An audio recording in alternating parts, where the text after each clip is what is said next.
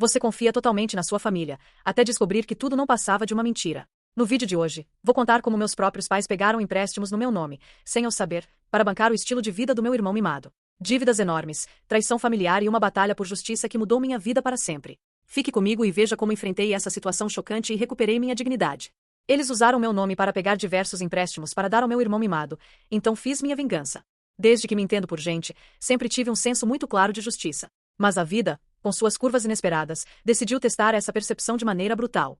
Tudo começou quando eu, em plena rotina de trabalho e estudos, comecei a receber mensagens e ligações de cobradores insistentes. No início, achei que se tratava de um engano ou de algum boleto atrasado que eu havia esquecido. Mas a realidade que se revelou foi infinitamente mais cruel. Meus pais haviam tomado empréstimos enormes, usando meu nome. Não qualquer empréstimo. Valores que eu jamais conseguiria pagar sozinha em décadas. E, o mais absurdo, sem meu consentimento. A razão? Financiar o capricho do meu irmão mais novo, que desde criança sempre foi mimado, cercado de indulgências e favores que nunca precisaram ser conquistados. Sempre achei que meus pais tinham um senso de justiça familiar, mas descobri, da pior forma possível, que esse senso era seletivo, aplicável a ele, nunca a mim. No começo, senti uma mistura de incredulidade e negação. Como poderiam ter feito isso? Como poderiam me trair tão profundamente, transformando meu nome em garantia de privilégios para outra pessoa? Meu irmão, claro, nem imaginava o tamanho do estrago. Para ele, a vida era uma sucessão de festas, presentes caros e viagens sem preocupações, enquanto eu mal conseguia equilibrar minhas contas no fim do mês. Aos poucos, a raiva começou a dar lugar a uma sensação mais sombria, uma mistura de medo e vulnerabilidade. Cada ligação de cobrança me lembrava que meu próprio sangue havia me traído. Aquela sensação de ser engolida por um mundo injusto me paralisava. Mas, ao mesmo tempo, despertava algo que eu não sabia que possuía. Uma determinação feroz de me reerguer. Procurei ajuda legal imediatamente. Cada consulta com advogados confirmava a gravidade da situação. Meus pais haviam forjado minha assinatura, fornecido documentos falsos. Com isso, criado uma teia de dívidas que ameaçava minha estabilidade financeira e minha reputação. Era a prova de que a confiança cega, mesmo em familiares, podia se tornar uma armadilha mortal. Enquanto lidava com a papelada e os trâmites legais, percebi o impacto emocional da traição. A relação com meus pais se desmoronava diante dos meus olhos. A cada conversa, a cada tentativa de questionamento, eles ofereciam desculpas banais. Queríamos ajudar seu irmão. Não sabíamos que seria tanto problema. Você vai nos entender quando crescer. Palavras vazias, que não podiam apagar meses de medo, noites de insônia e a sensação de ter sido usada como instrumento de privilégio. Meu irmão, por outro lado, continuava alheio ao caos que sua vida de conforto havia causado. Sentia um misto de frustração e compaixão por ele. Frustração por sua indiferença, compaixão porque, de certa forma, também era vítima de um sistema familiar doente. Ele não era culpado consciente. A culpa era de quem deveria nos proteger e educar com equilíbrio. Com o tempo, minha raiva começou a se transformar em estratégia. Percebi que o caminho para a justiça não era apenas emocional, mas prático. Contratei peritos contábeis, organizei todos os documentos, provei a fraude. Cada papel reunido, cada evidência apresentada, era uma pequena vitória sobre a sensação de impotência que havia me consumido. Sentia-me mais forte a cada passo, mais capaz de recuperar não apenas meu nome, mas minha dignidade. A batalha legal não foi fácil. Meus pais insistiam em minimizar os fatos, tentando me manipular emocionalmente. Usavam frases como "não pense que estamos contra você" ou "você entende o quanto amamos sua irmã e irmão".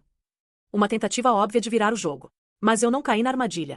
A dor de perceber que eles eram capazes de trair seu próprio sangue me dava força para seguir em frente. O momento da virada aconteceu quando o juiz, após meses de audiências e análises detalhadas, determinou que os empréstimos eram fraudulentos e que eu não era responsável pelas dívidas.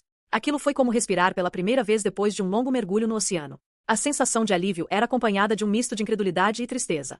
Consegui justiça, mas a ferida emocional ainda era profunda. Após o desfecho legal, decidi que minha vida não poderia mais ser moldada pelo passado ou pelas escolhas irresponsáveis de meus pais.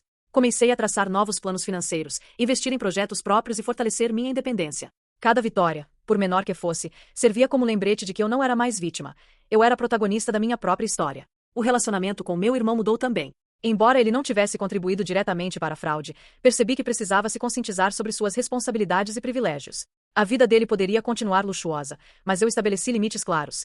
Ele não teria mais acesso às minhas decisões financeiras e não poderia usar meu nome para sustentar seu estilo de vida. Com meus pais, a situação nunca voltou a ser a mesma.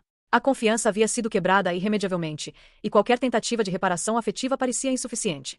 Aprendi, dolorosamente, que nem todo amor familiar é incondicional ou justo. Às vezes, é um reflexo das falhas, das escolhas e dos vícios de quem deveria nos proteger. No fim, aquela experiência me transformou profundamente. Aprendi a importância da vigilância, da assertividade e da autoproteção. Descobri uma força interna que desconhecia, um poder de enfrentar injustiças mesmo quando vem de dentro de casa. Aprendi que o amor próprio, às vezes, precisa se sobrepor às expectativas familiares e que a dignidade vale mais do que qualquer laço sanguíneo. Hoje, olhando para trás, vejo a traição não apenas como uma ferida, mas como um catalisador para minha transformação. Meus pais podem ter tentado me derrubar, mas o que eles não sabiam é que a injustiça, quando enfrentada com coragem, se transforma em força. E meu irmão? Ele aprendeu, da maneira mais dura, que a vida não deve ser um palco para privilégios imerecidos.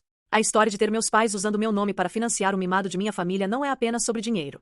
É sobre confiança quebrada, manipulação, dor, acima de tudo, resiliência. É sobre descobrir que, mesmo em meio à traição, podemos nos reinventar e assumir o controle do que realmente nos pertence, nossa vida, nosso nome e nossa dignidade. O que achou dessa história? Não se esqueça de se inscrever no canal, curtir o vídeo e ativar o sininho para receber notificação de vídeos novos. Até a próxima fofoca pessoal.